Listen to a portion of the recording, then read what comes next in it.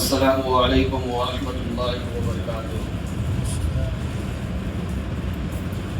ان الحمد للہ نحمده ونستعینه ونستغفره ونعوذ باللہ من شرور انفسنا ومن سیئات اعمالنا، من يهده الله فلا مضل له ومن يضلل فلا هادي له، وأشهد أن لا إله إلا الله وحده لا شريك له، وأشهد أن محمدا عبده ورسوله أرسله بالحق بشيرا ونذيرا، أما بعد يا أيها الذين آمنوا اتقوا الله حق تقاته ولا تموتن إلا وأنتم مسلمون، يا أيها الناس اتقوا ربكم الذي خلقكم من نفس واحدة وخلق منها زوجها وبث منهما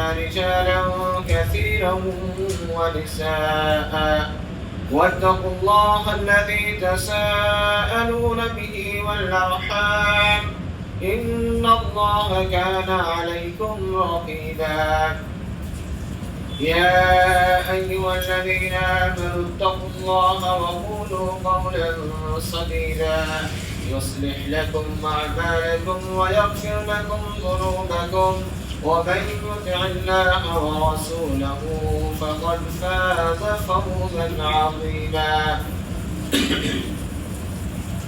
أما بعد فإن خير الحديث كتاب الله، وخير الهدي هدي محمد صلى الله عليه وسلم، وشر الأمور محدثاتها، وكل محدثة بدعة، وكل بدعة ضلالة، وكل ضلالة في النار۔ أعوذ بالله من الشيطان الرجيم، بسم الله الرحمن الرحيم، قاف والقرآن المجيد، بل عجبوا أن جاءهم منذر منهم فقال الكافرون هذا شيء عجيب، أإذا متنا وكنا ترابا ذلك رجع بعيد، قد علمنا ما تنقص الأرض منهم وعندنا كتاب حفيظ، بل كذبوا بالحق لما جاءهم فهم في أمر مريد، أفلم ينظروا إلى السماء فوقهم كيف بنيناها وزيناها وما لها من فروج، والأرض مددناها وألقينا فيها رواسي وأنبتنا فيها من كل زوج بهيج، تبصرة وذكرى لكل عبد منيب، ونزلنا من السماء ماء مباركا فأنبتنا به جنات وحب الحصيد، والنخل باسقات لها طلع نضيد، رزقا للعباد، وأحيينا به بلدة ميتا كذلك الخروج، كذبت قبلهم قوم نوح وأصحاب الرس وثمود وعاد وفرعون وإخوان لوط وأصحاب الأيكة وقوم تبع، كل كذب الرسل فحق وعيد، أفعينا بالخلق الأول بل هم في لبس من خلق جديد، فقد قال الله تعالى في القرآن المجيد: إن عدة الشهور عند الله 12 شهرا في كتاب الله يوم خلق السماوات والأرض منها 4 حرم، وقال النبي صلى الله عليه وسلم: لا تذبح إلا مسنى۔ محترم سامعین، نوجوان دوستوں، بزرگوں، امت اسلامیہ کی خواتین، پردہ نشی عورتیں، میری ماں اور بہن، سب سے پہلے ہمیں اللہ رب العزت کی تعریف، اس کی توصیف، بڑائی و بزرگی بیان کرنے کے لائق و زیبا ہے، جو خالق کائنات مالک ارض و سما ہے، جو تمام جہانوں کا پالنہار و پروردگار ہے، جو ذرے ذرے کا مالک ہے، جو سینوں کے بھیدوں کو جاننے والا ہے، اور وہی ہے جو ہر چیز پر قادر ہے، اور وہی وہ قادر مطلق ہے۔ ایک ہوتا ہے قدرت رکھنا، اور ایک ہوتا ہے قدرت پالینا، جسے ہم قادر مطلق کہتے ہیں۔ اللہ رب العزت قادر مطلق ہے، وہ ہر چیز پر قادر کے ساتھ ساتھ اس کے ذہن میں، اس کے علم میں یہ بات ہے کہ کس کو کب کہاں کتنا رزق دینا ہے، کون سا پتا کہاں سے گر رہا ہے وہ اس کے علم میں ہے، کس پیڑ میں، کس درخت میں، کس شجر میں کتنے پھل لانے ہیں کہ اس کی بوجھ وہ شاخیں سہ لے، کس کو کتنا رزق دینا ہے، کس کو کتنا رزق کہاں پہنچانا ہے، فضاؤں میں پہنچانا ہے کہ زمین کے تہ میں پہنچانا ہے کہ سمندروں کے اندر پہنچانا ہے، کہ وہ چیٹی جو کالی رات میں کالے پتھر پہ چلتی ہے، اس کو کب کتنا رزق اور پانی دینا ہے، یہ اللہ رب العزت کی قدرت کاملہ کا یہ ثبوت ہے۔ یہ اللہ رب العزت کا قادر مطلق ہے، اس کے علم میں، اس کے احاطے میں دنیا کی ساری چیزیں ہیں۔ اس لیے اللہ رب العزت نے کہا تبارک الذی بیدہ الملک وہو علی کل شیء قدیر، بابرکت وہ ذات ہے جس کے ہاتھ میں بادشاہت ہے، جو ہر چیز پر قادر ہے۔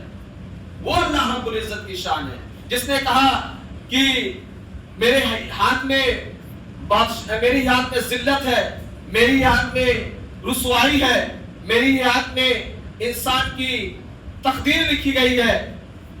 یہ تمام چیزیں اللہ رب العزت کے ہی لیے ہیں، اس کے سوا کوئی اور نہیں ہے۔ ہم اللہ رب العزت کی جتنی تعریف کریں کم ہے، ہم اس کی تعریف نہیں کر سکتے، اس کے تعریف کا گڑھا جو ہے اس کو بھر نہیں سکتے۔ اور قرآن نے اس بات کا چیلنج بھی کیا، لیکن لوگ اس کی تعریف کرنے سے عاجز اور قاصر رہے۔ میرے بھائیوں اور دوستوں، مختصر اللہ رب العزت کے حمد و ثنا کے بعد اس کے آخری نبی جن کا نام نامی اسم گرامی احمد مصطفیٰ سرکار دو عالم شفیع المذنبین رحمت للعالمین جناب محمد رسول اللہ صلی اللہ علیہ وسلم ہے، ہم تمام لوگوں کے طرف سے اپنے اس پیشوائے اعظم پر لاکھوں کروڑوں درودوں کا سلام نازل ہو۔ آج کے خطبہ جمعہ کا جو موضوع ہے وہ ماہ ذی القعدہ یا ماہ ذو القعدہ اور قربانی کے احکام و مسائل پر انشاءاللہ گفتگو ہوگی، کیونکہ اب 2 ہفتے کے بعد انشاءاللہ ایام تشریق اور پھر اس کے علاوہ والفجر ولیال عشر پر انشاءاللہ خطاب ہوگا۔ سب سے پہلے ہم یہ جانتے ہیں کہ جتنے بھی عربی مہینے ہیں جو اللہ کے نزدیک بارے ہیں، ہمارا سب سے پہلا فریضہ یہ بنتا ہے کہ ہم چاند کو دیکھیں، یہیں سے شروع ہوتا ہے ہمارا کام۔ اور چاند دیکھنا اللہ کے رسول صلی اللہ علیہ وسلم کی سنت ہے۔ ہمارے آقا نامدار جناب محمد رسول اللہ صلی اللہ علیہ وسلم لوگوں کو وصیت کیا کرتے تھے، کہتے تھے شعبان کے چاند کو دیکھو اس کی گنتی کرو، رمضان کے چاند کو دیکھو تو افطار کرو، رمضان کے چاند کو دیکھو تو سحر کرو۔ اسی طرح سے ماہ ذی القعدہ کے بھی چاند کو دیکھنے کا اہتمام کریں، اور اس کی شریعت کے اندر جو وضاحت آئی ہے اس میں کچھ بدعات بھی ہے، جو منکرات ہیں، رسم و رواج پائے جاتے ہیں دیہاتوں کے اندر، تو اکثر دیکھنے کے لیے ملتا ہے چاند نکلتا ہے تو لوگ انگلی کے اشارے سے اس کو ایسے کرتے ہیں اور سلام کہتے ہیں السلام علیکم، حالانکہ یہ شریعت کے اندر بدعت ہے، یہ غلط رسم و رواج ہے۔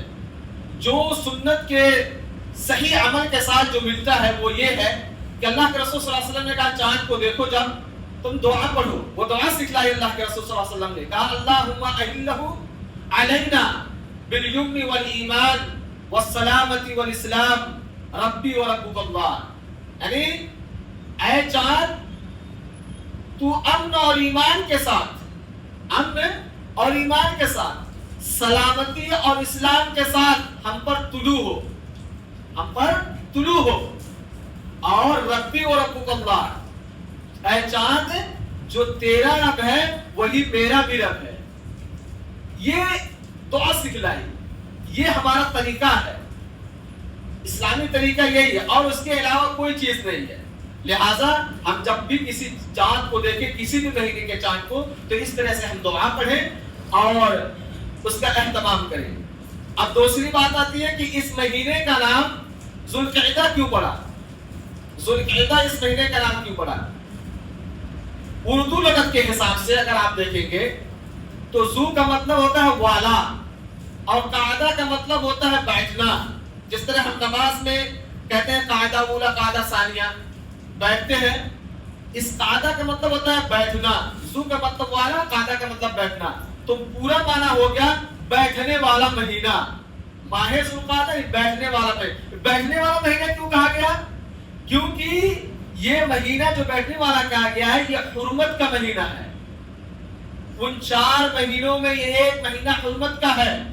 قرآن مجید میں اللہ رب العزت نے ارشاد فرمایا ان عدۃ الشہور عند اللہ 12 شہرا فی کتاب اللہ یوم خلق السماوات والارض منها 4 حرم، اللہ کے نزدیک، اللہ کے یہاں مہینوں کی گنتی 12 ہے، اور یہ مہینوں کی گنتی جو 12 ہے یہ آج سے نہیں ہے، یہ اللہ کی کتاب میں اس وقت سے ہے جب سے اللہ رب العزت نے یوم خلق السماوات والارض آسمان و زمین کو بنایا، پیدا فرمایا، تب سے یہ مہینہ ہے، یہ نہیں کہ ایسے من گھڑت ایسے بنا لیا گیا یہ مہینہ۔ وہ مہینے کیا ہیں؟ وہ مہینے محرم، صفر، ربیع الاول، ربیع الثانی، جمادی الاولی، جمادی الاخر، رجب، شعبان، رمضان، شوال، ذوالقعدہ، ذوالحجہ، یہ 12 مہینے ہیں عربی کے، اور یہ تب سے ہیں جب سے آسمان و زمین کی تخلیق ہوئی ہے۔ اب ان میں اللہ رب العزت کہہ رہے ان میں منہا 4 حرم، ان میں 4 مہینے جو ہیں وہ حرمت کے ہیں، حرام کے مہینے ہیں۔ حرام کے مہینے کا مطلب ان میں ہم ان مہینوں میں جدال، قتل، خون ریزی، عیاشی، مکاری، ظلم، زیادتی، فحاشی، بدگوئی، بد کلامی، ان تمام برائیوں سے ہمیں اس میں بچنا ہے۔ یہ حرمت کا مہینہ ہے، اور یہ حرمت کے مہینوں میں سے یہ پہلا مہینہ ذوالقعدہ ہے۔ پہلے درجے میں 3 مہینے ہیں، ذوالقعدہ، ذوالحجہ اور محرم، اور 1 مہینہ رجب کا، یہ 4 مہینے جو ہیں یہ حرمت کے، حرام کے مہینے ہیں، اس لیے اسے حرمت والا مہینہ کہا گیا۔ اب اس میں بیٹھنے کو کیوں کہا گیا؟ کیونکہ اس میں آدمی اپنے تلواروں کو، اپنے ہتھیاروں کو، اپنے نیزوں کو رکھ دیتا ہے گھر پہ، اور بیٹھتا اس مقصد سے ہے، اس کی یہ فضیلت ہے کہ اس میں آدمی زیادہ سے زیادہ ثواب کما لے، کیونکہ اللہ کے ہاں جتنی سخت قانون نہیں ہوتا ہے اتنا ہی سخت، اتنا ہی اچھا، اتنا ہی ڈبل اس کا ثواب بھی ہوتا ہے۔ جیسے مثال کے طور پہ رمضان مبارک کے مہینے میں ثواب کا کیا عالم ہوتا ہے، نفلی نماز و فرض نمازوں کے برابر ہو جاتا ہے، 1 روپیہ دیں گے 70 روپیہ پائیں گے، اسی طرح سے ایک قرآن کے حروف پڑھیں گے 30 نیکیاں پائیں گے، عام دنوں میں 10 نیکیاں۔ ایسے مہینے کا ایک الگ لیول ہے، یہ حرمت والے مہینے میں اگر آپ کوئی ثواب کا کام کریں گے تو اللہ تعالیٰ اس میں ڈبل ثواب دے گا، کیونکہ یہ تو یہ حرام ہے، اللہ تعالیٰ پہلے سے کہہ دیا کہ یہ حرام مہینہ ہے، اس میں کیا بےہودہ باتیں، بد کلامی اور اسی طرح فحاشی، رفث وغیرہ کی باتیں نہ کیا جائے، اس میں کیا بولتے ہیں صدقہ، خیرات، نفلی عبادات، روزے وغیرہ کا اہتمام کیا جائے، اس کی وجہ سے یہ مہینہ اپنی افضلیت کا حامل ہو جاتا ہے، اس لیے اس کو ذوالقعدہ کہا گیا، یعنی تمام چیزوں کو ترک کر کے عبادت کے لیے مقصود کر لینا، بیٹھ جانا، اس لیے اس مہینے کا نام ماہ ذوالقعدہ رکھا گیا۔ اب یہ تو ہو گیا، اب اس کی فضیلت جیسے میں نے بتایا کہ یہ 4 حرمت والے مہینوں میں سے ایک مہینہ ہے، اور اس کے علاوہ اس کی فضیلت میں آپ کو ایک چیز اور بتاؤں، یہ مہینے کے اندر ماہ ذوالقعدہ کے اندر صلح حدیبیہ اور بیت رضوان جیسا واقعہ پیش آیا جو مسلمانوں کے اوپر بہت تنگ گزرا، بہت ہی تنگ، ہلا دیا مسلمانوں کو۔ صلح حدیبیہ جیسا واقعہ، اللہ کے رسول صلی اللہ علیہ وسلم خواب دیکھتے ہیں کہ میں اس سال عمرہ کرنے کے لیے گیا اور اپنے سر کے بال اڑوائے، اور یہ بات صحابہ کرام سے کہا، صحابہ کرام بہت خوش ہوئے اور صبح اعلان کر دیا، 1400 یا 1500 تقریباً صحابہ صحابہ رضی اللہ تعالیٰ عنہم اجمعین عمرہ کے لیے اللہ کے رسول صلی اللہ علیہ وسلم کے ساتھ نکل گئے، اور جب عمرہ کے لیے نکلے تو حدیبیہ کے مقام پر پہنچے تو کفار مشرکین نے اللہ کے رسول اور ان کے ساتھیوں کو روک دیا، اور معاہدے کے لیے عروہ بن مسعود، السہیل بن عمرو کو کفار مشرکین کی طرف سے بھیجا گیا، اور ادھر سے حضرت علی رضی اللہ تعالی عنہ اور دیگر صحابہ جو تھے، حضرت عمر بن خطاب جیسے، حضرت ابوبکر صدیق رضی اللہ عنہ، خود اللہ کے رسول صلی اللہ علیہ وسلم موجود تھے۔ ان میں جو معاہدہ طے کیا گیا، اس میں جو معاہدہ طے ہوا اس میں مسلمانوں کی جان لے گئی، ایک دم اپوزٹ۔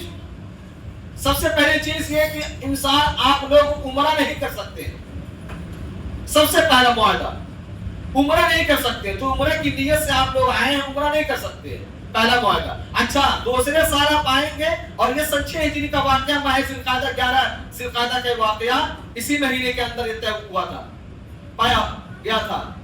تو سب سے پہلا معاہدہ کیا طے کیا گیا کہ آپ انسان عمرہ نہیں کرنے پائیں گے۔ دوسرا یہ کہ اگر آپ اگلے سال 7ویں ہجری میں جب آپ آئیں گے تو اپنے ساتھ تلواریں تو لا سکتے ہیں، اس کے علاوہ کوئی اور ہتھیار نہیں لا سکتے، اور وہ بھی تلواریں معیاروں کے اندر ہونی چاہیے۔ یہ پھر 10 سال تک کوئی جنگ اور جدال نہیں ہوگا۔ ہاں، تیسرا چوتھا معاہدہ یہ ہوا کہ اگر قریش کا کوئی فرد مسلمان ہو کر یا عرب کا کوئی شخص مسلمان ہو کر مدینہ میں جا کے رہنے لگے تو مسلمانوں کو یہ مطلب اجازت دی جاتی ہے کہ وہ میرے آدمیوں کو پہنچا دے، واپس کر دے، انہیں واپس کرنا پڑے گا۔ اور اگر کوئی شخص مدینہ کا مکہ چلا آئے تو اسے مکہ والے نہیں پہنچائیں گے، عرب والے نہیں پہنچائیں گے، قریش والے اس کو نہیں پہنچائیں گے۔ یہ اتنا سننا تھا، کہتے حضرت عمر بن خطاب رضی اللہ تعالیٰ عنہ اٹھے اور کہا، یا اللہ کے رسول، غصے سے لال ہو گئے، کیا اللہ کے رسول، کیا آپ اللہ کے نبی نہیں ہیں؟ کہا بے شک میں اللہ کا نبی ہوں۔ کیا ہم لوگ حق پر نہیں ہیں؟ بے شک ہم لوگ حق پر ہیں۔ کیا میرا اسلام سچا اور اچھا مذہب نہیں ہے؟ کہا بالکل ہے۔ تو پھر ہم کیوں دب کر معاہدہ کر رہے ہیں؟ کیوں ایک طرفہ ہمارا معاہدہ ہو رہا ہے؟ اللہ کے رسول صلی اللہ علیہ وسلم نے کہا کہ اللہ تعالیٰ کا حکم ہے، یہ اللہ تعالیٰ حکم ہے کہ میں اس طرح سے کروں، اور پھر اللہ تعالیٰ نے سورہ فتح کی پوری آیت نازل کی، پوری کی پوری سورت، اِنَّا فَتَحْنَا لَكَ فَتْحًا مُبِينًا، کہ اے محمد صلی اللہ علیہ وسلم نے آپ کو کھلی فتح نصیب کی، فتح مبین عطا کیا ہے۔ یعنی ایک طرف اس طرح کے معاہدے ہو رہے ہیں، اور دوسری طرف یہ بتایا جا رہا ہے کہ آپ کو کھلی فتح نصیب ہو رہی ہے، فتح مبین آپ کو ملا ہے۔ اور اتنا ہی صرف نہیں، اس معاہدے کے اندر ایک لمحہ، ایک وقت ایسا آیا کہ جب اس معاہدے کے اوپر لکھا گیا بسم اللہ الرحمن الرحیم، تو عروہ بن مسعود نے کہا یہ بسم اللہ الرحمن الرحیم جو لکھے ہو کہ اللہ کے جو رحمان ہے، میں کسی رحمان الرحیم کو نہیں جانتا، نعوذ باللہ من ذالک۔ یہ عروہ بن مسعود کا کہنا تھا، اور کفار مشرکین کی طرف سے آیا تھا.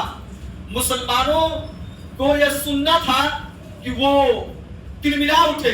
کہا اگر تمہیں اس معاہدے کو کرنا ہے تو اللہم باسمک کہہ دو, اللہ کے نام سے. یہ بسم اللہ الرحمن الرحیم نہیں کرنا ہے. اور اس کے بعد جب کسی چیز کی معاہدہ طے ہو جاتی ہے, کمپلیٹ ہو جاتا ہے, تو نیچے مہر لگتی ہے, بنائے مارا جاتا ہے. تو اس مہر میں جو تھا اس میں تھا محمد رسول اللہ. تو جب محمد رسول اللہ لکھا گیا تو عروہ بن مسعود نے کہا کہ اسی بات پر تو ہمارا جھگڑا ہے, اسی بات پر تو ہمارا جھگڑا ہے. ہم کہاں انہیں اللہ کا رسول مانتے ہیں, ہم انہیں کہا اللہ کا رسول مانتے ہیں, اسی بات تو ہمارا جھگڑا ہے. یہ آپ لکھ سکتے ہو محمد بن عبداللہ, یہ آپ لکھ سکتے ہو, محمد رسول اللہ نہیں لکھ سکتے. پھر اللہ کے رسول نے حضرت علی سے کہا کہ علی جہاں رسول لکھا ہوا ہے محمد کے آگے اس کو تم مٹا دو.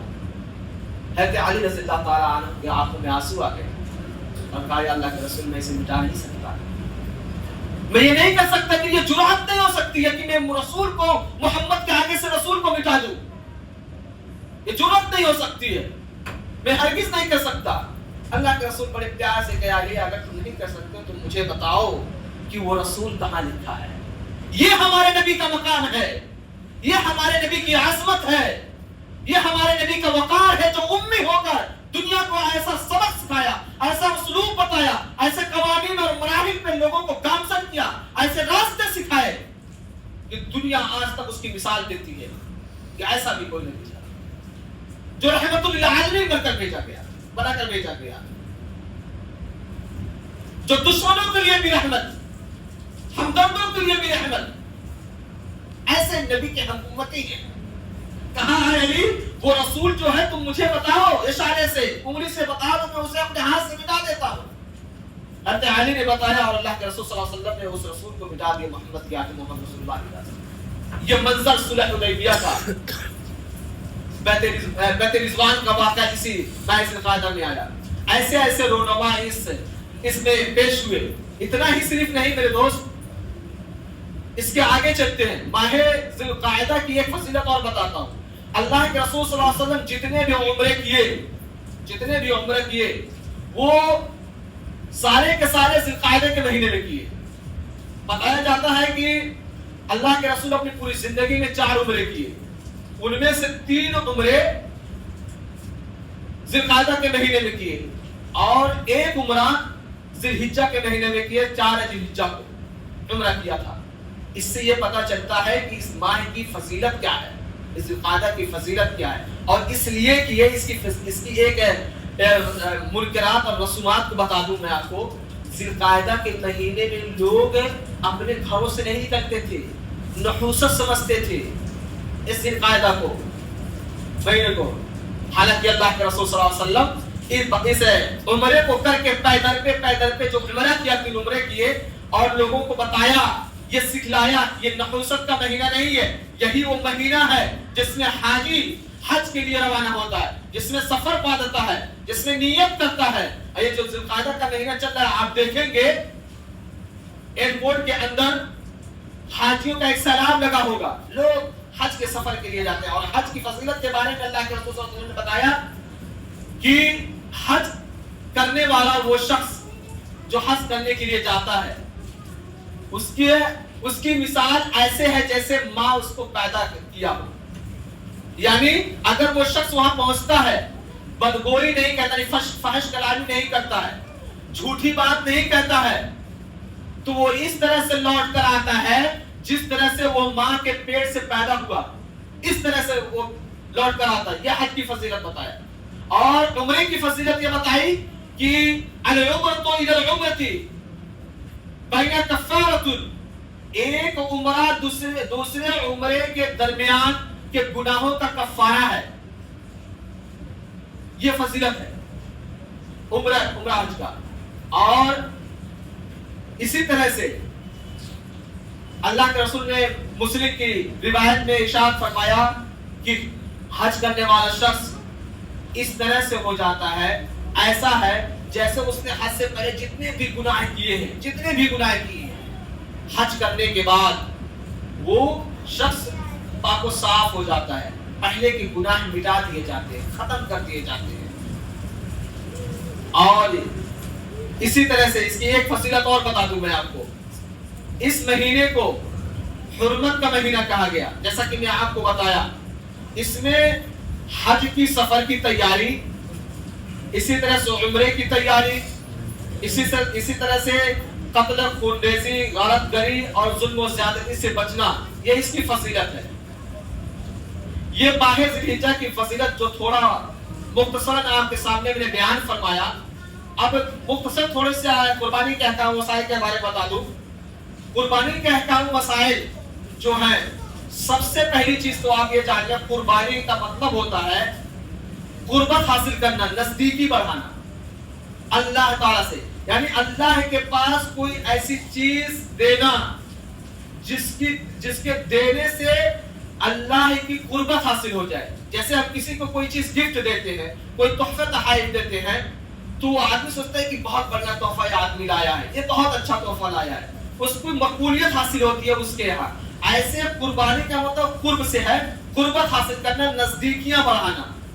اور اس نزدیکیاں اور قربت کو عربی زبان میں تقویٰ کہا گیا ہے۔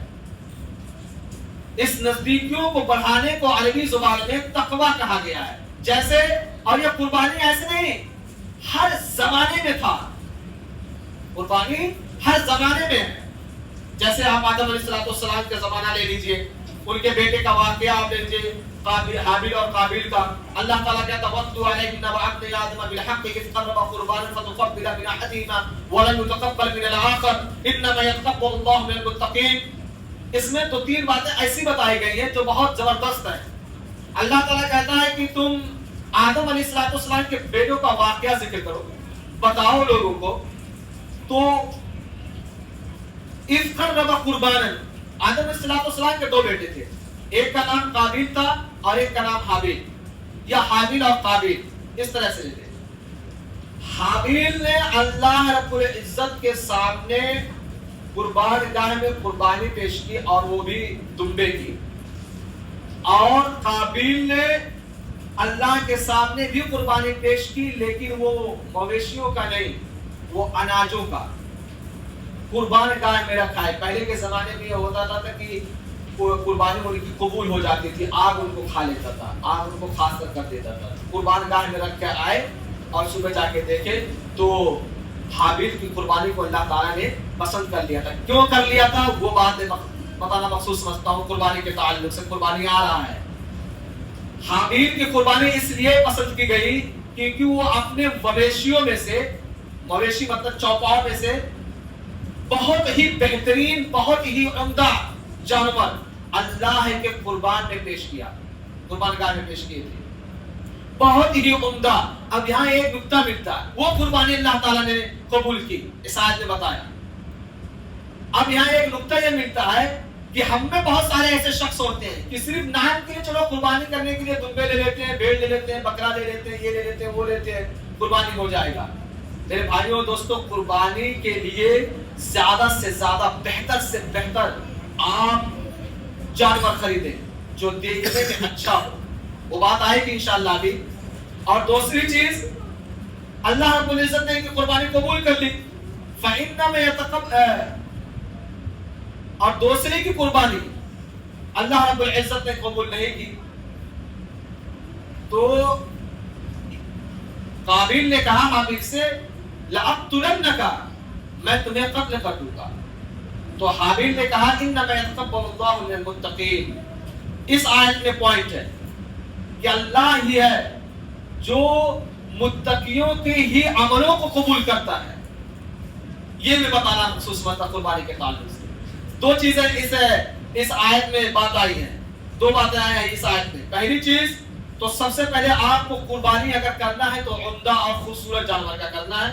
دوسری چیز، وہ تقویٰ ہونی چاہیے، دکھاوا نہیں ہونا چاہیے، ریا نہیں ہونا چاہیے، نقود آپ کے قربانی میں نہیں ہونا چاہیے، کیونکہ اس آیت میں قربانی کے لیے جو آیت جہاں ختم ہو رہی ہے وہاں اللہ تعالیٰ کہہ رہا ہے انما یتقبل اللہ، بے شک اللہ تعالیٰ متقیوں کے ہی عملوں کو قبول کرتا ہے۔ اب وہ کوئی بھی عمل ہو، چاہے آپ قربانی کریں، چاہے نماز پڑھیں، چاہے دعا مناجات کریں، چاہے نذر و نیاز مانے، کیسا بھی وہ عمل آپ کا خالص ہونا چاہیے، وہ تقوی پر مشتمل ہونا چاہیے، یہ قربانی کا مقصد ہوتا ہے۔ میرے بھائی دوست، دوسری چیز کہ قربانی کرنے سے پہلے ہمارا یہ فریضہ بنتا ہے، جو عبداللہ ابن باز اور سعودی عربیہ کے بہت سارے علماء جن کا نام صحیح فہرست امام العصر میں لیا جاتا ہے، عصر حاضر کے جو علماء تھے، جس میں عبداللہ ابن باز، صالح فوزان، عثیمین، یہ علماء جو تھے، ان کا یہ فتویٰ ہے اور قرآن کا یہ چیلنج ہے کہ اللہ تعالیٰ نے قرآن مجید میں ابراہیم علیہ السلام کے تعلق سے کہا قُلْ إِنَّ صَلَاتِي وَنُسْكِي وَمَحْيَايَ وَمَمَاتِي لِلَّهِ رَبِّ الْعَالَمِينَ، اور اسی طرح سے اللہ کے رسول صلی اللہ علیہ وسلم کے بارے میں کہا گیا کہ فَصَلِّ لِرَبِّكَ وَانْحَرْ، یعنی قربانی۔ یہاں ابراہیم علیہ السلام سے کہا گیا کیا ابراہیم میرا مرنا اور جینا، قُلْ إِنَّ صَلَاتِي میری نماز، قُلْ إِنَّ صَلَاتِي وَنُسْكِي وَمَحْيَايَ میری قربانی، میرا مرنا اور جینا، محیا و مماتی للہ رب العالمین کے لیے۔ تو پوائنٹ میں بتاتا ہوں ابھی۔ اور دوسری اللہ کے رسول سے کہا گیا کہ فصل لربک وانحر، پہلے نماز پڑھ اپنے رب کے لیے اور پھر قربانی کر۔ ان دونوں آیتوں میں دونوں پیغمبروں کے تعلق سے آیت نازل ہوئی ہے۔ حضرت ابراہیم علیہ السلام نے کہا کہ میری نماز پھر قربانی، پوائنٹ پکڑیے گا، میری نماز پھر قربانی۔ اور یہاں اللہ کے رسول صلی اللہ علیہ وسلم سے اللہ تعالیٰ کہہ رہا ہے کہ پہلے نماز پھر قربانی، فصل لربک، پہلے تو میرے لیے نماز پڑھ، وانحر پھر قربانی کر۔ اب میں آپ کو یہ بتانا چاہتا ہوں،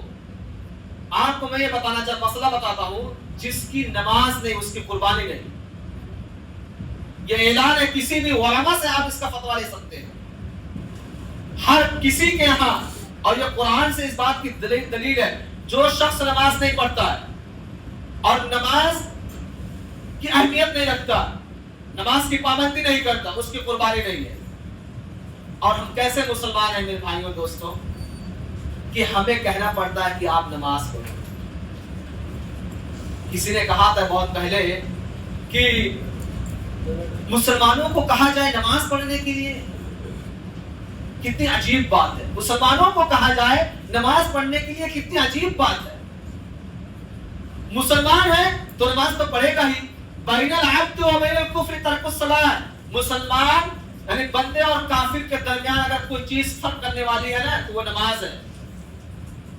ایک مسلمان اور ایک کافر ہو، دونوں کے درمیان اگر فرق کیا جائے کہ کیسے سمجھا جائے کہ تم مسلمان ہو یا کافر ہو، تو اگر نماز کا وقت ہو جائے گا نا تو اس میں سے ایک آدمی کہے گا میں جا رہا ہوں نماز پڑھنے، دوسرا کہے گا میں تو کام میں تو مسلم نہیں ہوں، میں تو کافر ہوں، میں نماز نہیں پڑھنے جاؤں گا، میں تو نماز کہاں پڑھتا ہے۔ یہ نماز فرق کرتی ہے بین العبد و بین الکفر، اور نماز کو چھوڑ رکھے ہیں، ترک کر دیے ہیں۔ ارے جس کو اللہ کے رسول نے مومنوں کا معراج کہا، جس نماز کو اللہ کے رسول نے دین کا ستون کہا، آنکھوں کی ٹھنڈک کہا کہ نماز میری آنکھوں کی ٹھنڈک ہے، اس نماز کو ہم بالائے طاق رکھے ہوئے ہیں اور قربانی کی تیاری کر رہے ہیں۔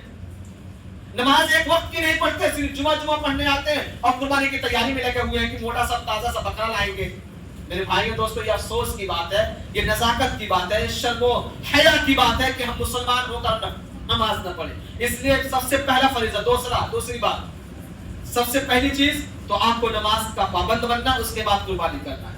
اب قربانی کے لیے ہمیں کرنا کیا؟ سب سے پہلے ہم بازار جاتے ہیں، بازار میں بکرا خریدتے ہیں، تو بکرا آپ اپنے حسب استطاعت کے اوپر خریدیں، یہ نہیں کہ ادھار لے کر قرض لے کر آپ بکرا خریدیں کہ بابا ہمیں 10,000 دے دو، 20,000 دے دو، 15,000 دے دو، میں بکرا لوں گا، یہ لوں گا، وہ لوں گا۔ نہیں، اپنے حسب استطاعت اللہ رب العزت نے جو آپ کو مال دیا ہے، اس مال کے حساب سے آپ اپنی قربانی خریدتے ہیں۔ ہاں، خریدتے سمے آپ اس چیز کا دھیان رکھیں کہ وہ لنگڑا نہ ہو، وہ کانا نہ ہو، وہ بہرا نہ ہو، اور اسی طرح سے وہ اندھا نہ ہو، یا اسی طرح سے اس میں کوئی ایسا عیب نہ ہو جس سے آدمی دیکھنے پر پتا چلے کہ یہ عیب دار بکرا ہے، یہ لنگڑا کے چل رہا ہے، یہ کانا، اس کے کان کٹے ہوئے ہیں، آنکھ ایک نہیں، یہ ہے وغیرہ وغیرہ۔ یہ عیب آپ ضرور دیکھیں اس کے اندر۔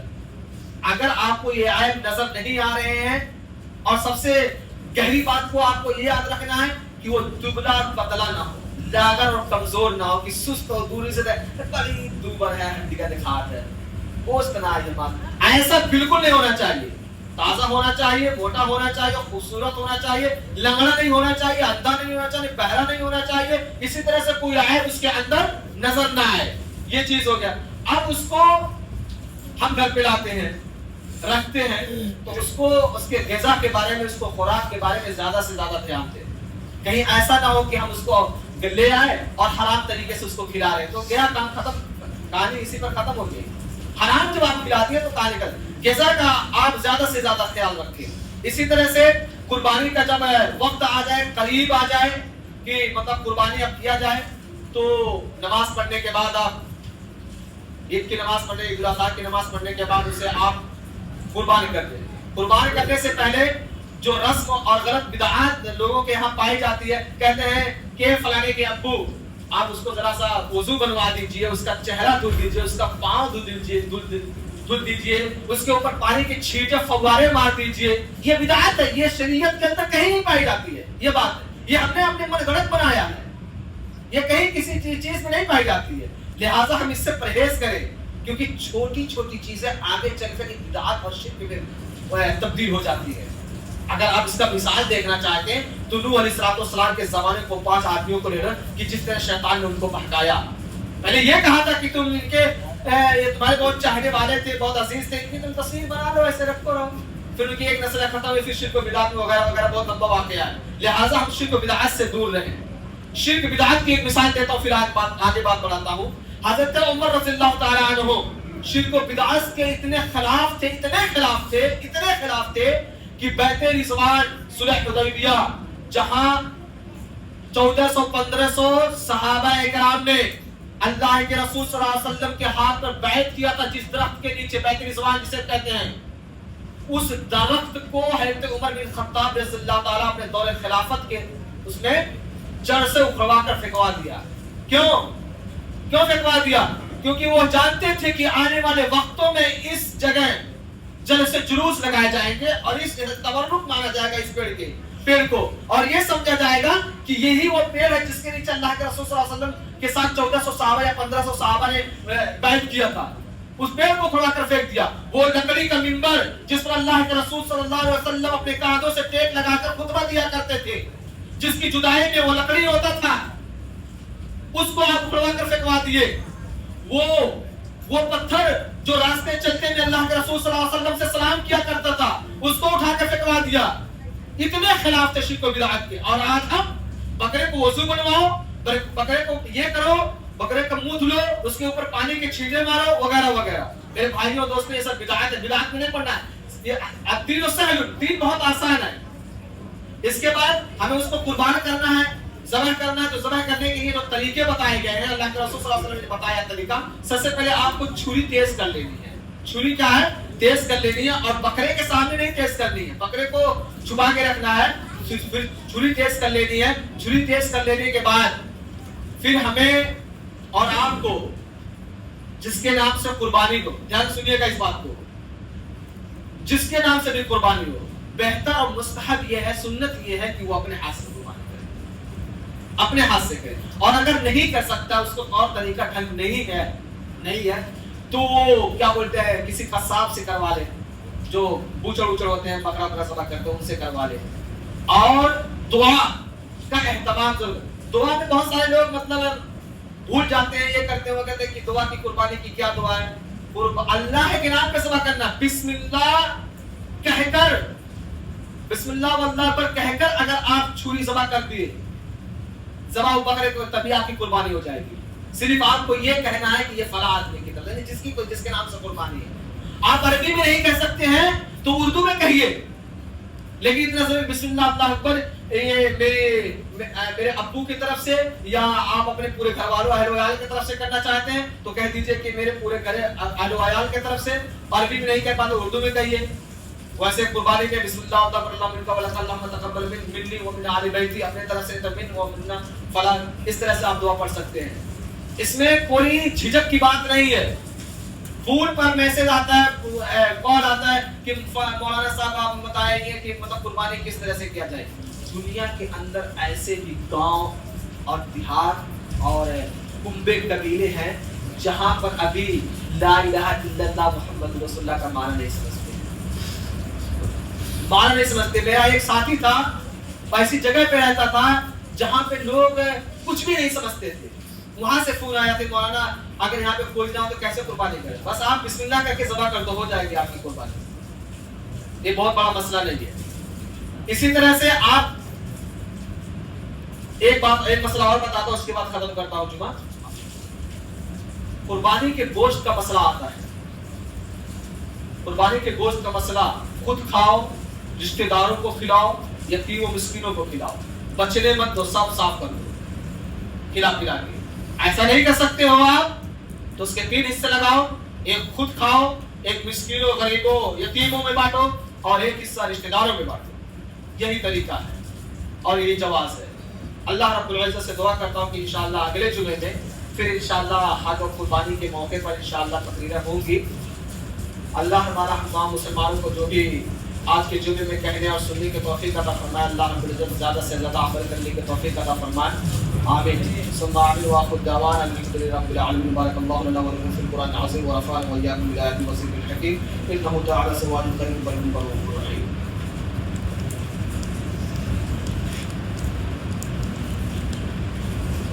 الحمد لله الذي لم يتخذ ولدا ولم يكن له شريك في الملك ولم يكن له ولي من الذل وكبره تكبيرا.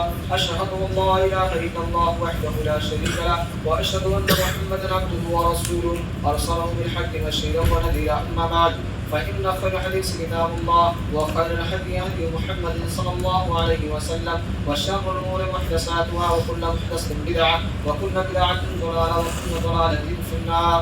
اللهم صل على محمد وعلى آل محمد كما درود شریف ضرور پڑھیں آپ. اللهم صل على محمد وعلى آل محمد كما صليت على إبراهيم وعلى آل إبراهيم إنك حميد مجيد. اللهم بارك على محمد وعلى آل محمد كما باركت على إبراهيم وعلى آل إبراهيم إنك حميد مجيد.